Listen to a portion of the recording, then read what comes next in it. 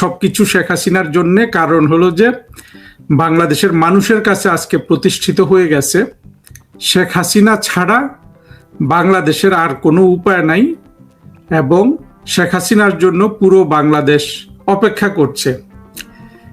এবং শেখ হাসিনার আগমন বার্তায়, শেখ হাসিনার ঘোষণায় বাংলাদেশের মুক্তিযুদ্ধ বিরোধী শক্তির মধ্যে কি ধরনের প্রতিক্রিয়া শুরু হয়ে গেছে আপনারা কিন্তু দেখেছেন। এবং তাদের একটাই কথা, তারা নানান কথা যেগুলা বলে সেগুলাই বলছে শেখ হাসিনা সম্পর্কে, যে তিনি কিভাবে আসবেন, আসলে তাকে জেলে নেওয়া হবে, তাকে তিনি মানবাধিকার লঙ্ঘন করছেন, গণহত্যা চালিয়েছেন। একই গীত তারা গেয়ে যাচ্ছে। কিন্তু যে জিনিসগুলো আজকে বাংলাদেশের মানুষের সামনে প্রশ্ন, সেটা হলো যে 2024-এর যে জঙ্গি উত্থান হলো, সেই জঙ্গি উত্থানে বাংলাদেশের মানুষ কি পেল? আমরা ধরে নিলাম বাংলাদেশের মানুষ, অবুঝ অবোধ মানুষের একটা শ্রেণী সেই জঙ্গি উত্থানে সামিল হয়েছিল। সেই উত্থানে মানুষ কি পেয়েছে? এই প্রশ্নের উত্তর যদি বাংলাদেশের 24-এর স্বাধীনতা বিরোধীরা দিত, তাহলে কিন্তু তারা যে শেখ হাসিনার আগমন বার্তা সম্পর্কে যে প্রশ্নগুলো তুলছে সেগুলো হচ্ছে অনেক বেশি আপনার তাদের যে ইচ্ছা যে শেখ হাসিনা না আসুক, এই ধরনের তাদের কথাবার্তা শুনে যেন শেখ হাসিনা ভয় পায়, না আসে, এবং বাংলাদেশের মানুষ যেন সেই 24-এর জঙ্গি উত্থানকারীদের সেই চাতুর্যের যেই মায়াজাল একটা সৃষ্টি হয়েছিল সেই মায়াজালে আবদ্ধ থাকুক। এটাই তো চায় এরা। তাহলে এদের আসলে সবার আগে ওই প্রশ্নটার উত্তর দেওয়া উচিত যে বাংলাদেশের মানুষ 2024-এ যে জঙ্গি উত্থান করলো, সেই উত্থানে তারা কি পেয়েছে? দেখুন, একটা জঙ্গি উত্থানের পর এক ধরনের প্রতিক্রিয়া হয়, একটা দেশে এক ধরনের পরিস্থিতি তৈরি হয়, আর একটা গণ অভ্যুত্থানের পর সেই দেশে অন্য একটা পরিস্থিতি তৈরি হয়। আপনি যদি কোনো গণ অভ্যুত্থান করেন, সত্যিকারের গণ অভ্যুত্থান, বিপ্লব ইত্যাদি করতে পারেন, বিপ্লব বা গণ অভ্যুত্থান বিজয় হওয়ার পর থেকে সবার মধ্যে এক ধরনের বিশাল একটা আপনার আশা, ভরসা, অনুপ্রেরণা, চারিদিকে মানুষের উৎফুল্লতা ইত্যাদি আপনি দেখতে পাবেন। আর 24-এ জঙ্গি উত্থানের পর হ্যাঁ, প্রথম 1-2 দিন হয়তো মানুষ কিছু ভাবতে পারে, যদিও সত্যিকারের সচেতন মানুষ যা যা আশঙ্কা করেছিল সেগুলাই হয়েছে। মানুষ একটা দিন কি শান্তিতে ছিল 24-এর জঙ্গি উত্থানের পর? একদিন কি মানুষ দেখেছে যে বাংলাদেশে আশা ভরসার অনেক কিছু দেখা গেছে? যে ইউনূসকে বাংলাদেশের মানুষ দশকের পর দশক ভেবে এসেছিল যে আহা, এই ব্যক্তিটা বুঝি ক্ষমতায় আসলে আমাদের ভাগ্যের পরিবর্তন হবে, সেই ইউনূস যখন রাষ্ট্র ক্ষমতায় বসলো, এক সপ্তাহ যায় নাই সে 666 কোটি টাকা নিজের মাপ নিয়ে নিল। শেখ হাসিনার সরকার থাকলে যেই শুল্ক, ট্যাক্স ফাঁকি দেওয়ার জন্য সে জেলে যেত, সেই ট্যাক্স ফাঁকিটা সে কিন্তু এক সপ্তাহের মধ্যে নিয়ে নিল। 2-3 সপ্তাহ যেতে না যেতে ইউনূসের অর্থলোভের সব বহিঃপ্রকাশ ঘটলো। সে ইউনিভার্সিটি করলো, সে আদম ব্যাপারীর লাইসেন্স নিল, সে বিকাশের মতো আপনার টাকা, এই বিকাশের মতো সংগঠনের সে মালিক হয়ে গেল। ইতিমধ্যে যে বিলিয়ন বিলিয়ন ডলারের মালিক বাংলাদেশ এবং বিদেশে, যে এর মধ্যে শুধু বাংলাদেশে 30,000 কোটি টাকার একটা অর্থনৈতিক সাম্রাজ্য গড়ে তুলেছে।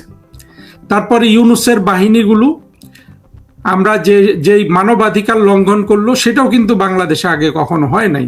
কিন্তু যেই জিনিসটা মানুষ দেখেছে যে তাদের সাথে প্রতারণা করেছে, গণ অভ্যুত্থানের কথা বলে, মিথ্যা কথা বলে তাদের সন্তানদের চাকরি দিবে, চাকরিতে আর কোনো বৈষম্য থাকবে না, এইটা বলে তারা শেখ হাসিনার সরকারের পতন ঘটিয়েছে। এবং এর সাথে কিছু পাকিস্তানি সুশীল যুক্ত হয়েছিল, যারা নির্বাচন নাই এই কথা বলে যুক্ত হয়েছিল। তারপরে দেখেন মানুষের কিন্তু একটা স্বপ্ন পূরণের দিকে ইউনূসও যায়নি, তারেক রহমানের সরকারও যায়নি। এই প্রেক্ষাপটগুলো যদি আজকে এটার জবাব যদি এই স্বাধীনতা বিরোধী যেই সব কথাবার্তা আমরা শুনতে পাচ্ছি বিভিন্ন টক শোতে, যে না শেখ হাসিনা এখন আসবে না, তাকে এটার সম্মুখীন হতে হবে, সেটার সম্মুখীন হতে হবে। আচ্ছা, এদের প্রোটেকশনটা কি? এই যে লোকগুলা এই কথাগুলো বলছে, শেখ হাসিনা সরকার আসবে না, শেখ হাসিনা আসবে না, শেখ হাসিনা আসলে তাকে জেলে দিবে, খুন করবে, হত্যা করবে, হ্যাঁ, তাদের প্রোটেকশনটা কি? কোন জনতা তাদের বাঁচাবে? তাদের অর্থনৈতিক প্রোটেকশন কি? বাংলাদেশের অর্থনীতি তো ধ্বংস হয়ে গেছে, পুরোপুরি ধ্বংস। তারেক রহমান আসলে বাংলাদেশে শেখ হাসিনাও আসতে হবে না। বাংলাদেশের অর্থনৈতিক অবস্থা যেইভাবে দিনকে দিন ক্ষতিগ্রস্ত হচ্ছে, তারেক রহমান তো এমনিতে পালিয়ে যাবে, বিএনপি সরকার পালিয়ে যাবে। মানুষের যে ক্ষুধা দারিদ্র শুরু হয়ে গেছে, দেখেন চট্টগ্রামে যে বন্যা হচ্ছে, আপনি দেখবেন না কোথাও কোনো ধরনের ত্রাণ তৎপরতা আছে, কোথাও কোনো ধরনের মানুষকে সহযোগিতা করার এবং এই ধরনের দৈব দুর্বিপাক মোকাবেলা করার কোনো ধরনের প্রস্তুতি সক্ষমতা বর্তমানে যে সরকার আছে তারা দেখাতে পারছে। আপনারাই দেখেন, সবাই দেখেন না পারছে কিনা। এই অবস্থায় এইসব নিয়ে ওদের চিন্তা নাই। ওরা চিন্তিত যে শেখ হাসিনা আসবে, এই ঘোষণা প্রতিহত করা। এই ঘোষণা প্রতিহত করে মানুষের পক্ষে যদি তারা জনমত গঠন করতে চায়, তাদেরকে মানুষের মনে যে প্রশ্নগুলি আছে তার উত্তর দিতে হবে। সেই প্রশ্নগুলি কি? প্রথম প্রশ্ন হলো যে, আমাদেরকে তো চাকরির কথা বলে নিয়ে গেলা তোমরা মাঠে, চাকরির কি হলো? কতগুলা বিসিএস পরীক্ষা হলো? বাংলাদেশে কতগুলো সরকারি চাকরিতে নিয়োগ হলো? এই নিয়োগগুলো কারা পেল? বাংলাদেশে সরকারি চাকরিতে নিয়োগ থেকে শুরু করে কোনো কিছু 2024-এর আগস্টের জঙ্গি উত্থানের আগে, হ্যাঁ, রাজনীতিকীকরণ ছিল, বিভিন্ন প্রভাব ছিল, এবং আওয়ামী লীগ সরকার তো তখনও চাকরি গণহারে এই জামাত শিবিরকে দিয়ে গেছে। কারণ হলো জামাত শিবির বিসিএস পরীক্ষা, সরকারি চাকরির জন্য ভালো প্রস্তুতি গ্রহণ করে। আমি দুর্নীতি ফুর্নীতি এসবের কথা বলছি না। তারপরে আপনার তখনও কিন্তু এই জামাত শিবিরের জ্বালায়, তাদের কোচিং সেন্টারের জ্বালায়, তাদের চাতুর্যের জ্বালায় সাধারণ মানুষ কিন্তু খুব একটা চাকরি পেত না, পেত ওরাই। আর 2024-এর জঙ্গি উত্থানের পর আর ওই অতটুকুনো বাধা ওরা রাখে নাই যে বিসিএস পরীক্ষা দিবে কাউকে। গণহারে জঙ্গিদের ঢুকিয়েছে জামাত, বিএনপি। এখানে আমার ধারণা, আমরা সবাই জানি, আসলে ধারণা না, বিএনপি এখানে দ্বিতীয় স্থানে আছে। প্রথম স্থানে আছে শিবির, সম্পূর্ণ স্বাধীনতা বিরোধী এবং 1971 সালে পরাজিত শক্তি, সব চাকরি পেল। চাকরি এমন একটা জিনিস, আপনার পরীক্ষার আগে মনে করে যে 18 কোটি মানুষ সবাই চাকরি পাবে। চাকরি পেয়ে গেলে 5,000 মানুষ চাকরি পায়, বাকি সবাই বঞ্চিত ফিল করে। এই রকম একটা ইস্যুকে, যেমন এটা যেরকম একটা জনপ্রিয় ইস্যু, যেটাকে তারা তখন যেটার উপর ভর করেছিল, যখন এই জনপ্রিয় ইস্যুর উপর আপনি চাতুর্য করেন, অর্থাৎ চাকরি সাধারণ মানুষদের দিবেন বলে চাকরিগুলো সব জামাত নিয়ে নিছে, এই ক্ষোভ কিন্তু বাংলাদেশের সব মানুষের আছে। সেটার উত্তর দাও তোমরা। সেই উত্তর কি আছে? চাকরি দিবে, নির্বাচন করেছো তোমরা বাংলাদেশের সব। এইটা দেখেন, এই নির্বাচনের ইস্যুটাও কিন্তু খুবই সহজ।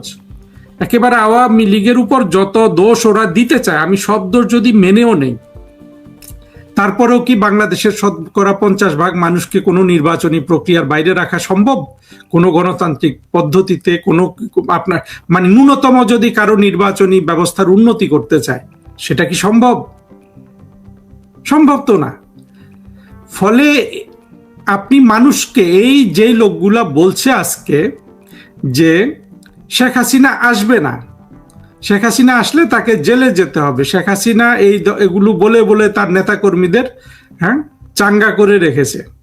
শেখ হাসিনার নেতাকর্মীরা তো চাঙ্গা ছিলই, আবার নতুন করে কি চাঙ্গা করবে? এত দমন পীড়ন করে কি শেখ হাসিনার যে তৃণমূলের বিশাল কর্মী বাহিনী, সমর্থক বাহিনী, কাউকে কি দমিয়ে রাখা গেছে?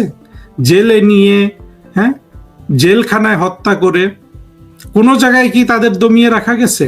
নতুন করে শেখ হাসিনা তার কর্মীদের কি উজ্জীবিত করবেন? বরঞ্চ সত্য কথাটা দেখেন, সত্য কথাটা হলো যে কর্মীরা চাচ্ছে যে শেখ হাসিনা কেন আরো আগে বাংলাদেশে আসলেন না। শেখ হাসিনার কর্মীরা তো চাচ্ছিল আরো আগে কেন নেত্রী বাংলাদেশে আসছে না, তারা তো প্রস্তুত নেত্রীর জন্য জান দিয়ে দেওয়ার জন্য।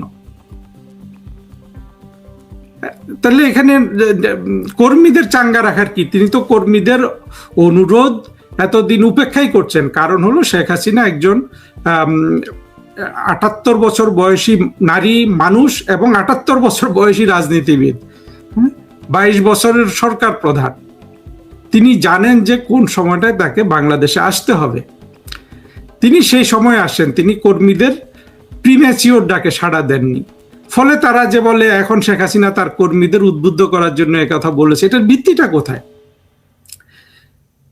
এগুলোর আসলে জবাব দেওয়ারও কিছু নাই। জবাব দেওয়ার এই জন্য নাই যে কুযুক্তি দিয়ে বাংলাদেশের মানুষকে আপনার করা গেছে, ঠকানো গেছে 2024-এর জঙ্গি উত্থান পর্যন্ত। এই জঙ্গি উত্থানও শেষ, বাংলাদেশের স্বাধীনতা বিরোধী মৌলবাদী শক্তির সকল ধরনের চাতুর্য শেষ। এগুলো আসলে আর বাংলাদেশে চলবে না। এবং আমি আরো অন্যান্য ভিডিওতে বলেছি, বাংলাদেশে যা কিছু হয়ে গেছে, বাংলাদেশের মুক্তিযুদ্ধ বিরোধী, স্বাধীনতা বিরোধী, অগণতান্ত্রিক শক্তিগুলার চূড়ান্ত বিজয় হয়ে গেছে 2024-এর জঙ্গি উত্থানে।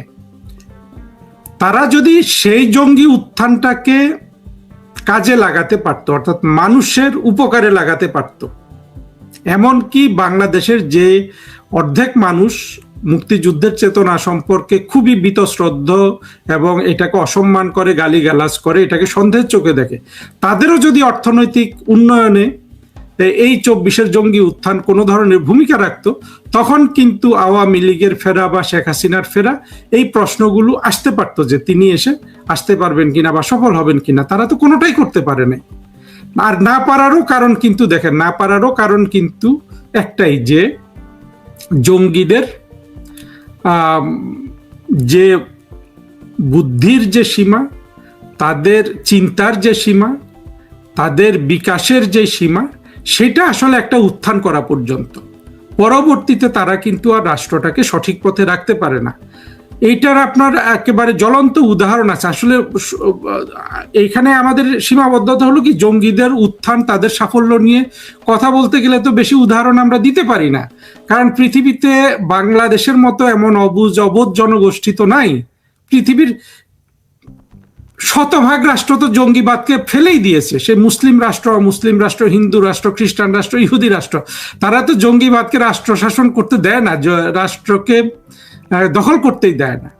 আমাদের কাছে উদাহরণ আছে আফগানিস্তানে তালেবানরা একবার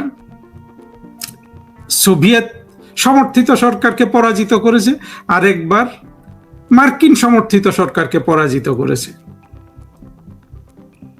চিন্তা করে দেখুন, দুইবারই কিন্তু আফগানিস্তান কোনো ধরনের শান্তি বলুন, উন্নয়ন বলুন, আফগানিস্তানে সেটা আনতে ব্যর্থ হয়েছে। তালিবানরা পারে নাই। তারা মার্কিন সমর্থিত সরকারকে পরাজিত করতে সক্ষম হয়েছে, তারা সোভিয়েত সমর্থিত সরকারকে পরাজিত করতে সক্ষম হয়েছে। চিন্তা করেন, জঙ্গিবাদের ক্ষমতা আছে, কিন্তু সক্ষমতা যথেষ্ট যদি জনগণ তাদের সাথে চলে যায় কোনো না কোনো কারণে। কিন্তু যেই রাষ্ট্র ক্ষমতা ওরা আসে, তখন রাষ্ট্র হয়ে যায় ভাগাড়। আজকে আপনার আফগানিস্তানের একই অবস্থা। সেখানে আপনি নারীদের কি অবস্থা দেখেন, অর্থনীতির কি অবস্থা দেখেন। ব্যাপক দারিদ্র, কোনো ধরনের উন্নতি সেই দেশটাতে নাই। শুধু একটা রক্ষা কবচ, দেশটা বড়, জনসংখ্যা ছোট, ফলে তারা ঘাস, লতা পাতা এগুলো খেয়ে বেঁচে থাকতে পারছে। বাংলাদেশের তো সেই অবস্থা নাই। বাংলাদেশের 16 কোটি মানুষ তো ঘাস, লতা পাতা খেয়ে বেঁচে থাকবে না। আর আফগানিস্তানের মতো করে কিন্তু বাংলাদেশের মানুষ গড়ে ওঠেনি। জঙ্গিদের আপনি এই সাফল্যটা কখনোই আসে না। তারা জঙ্গি উত্থান পর্যন্ত করতে পারে, তারপরে আর তাদের ব্যর্থতা শুরু হয়ে যায়, যেটা বাংলাদেশে শুরু হয়ে গেছে। এবং যেটা আমরা ভেবেছিলাম যে হয়তো 3, 4, 5 বছর লাগবে, যেই ধরনের অঘটন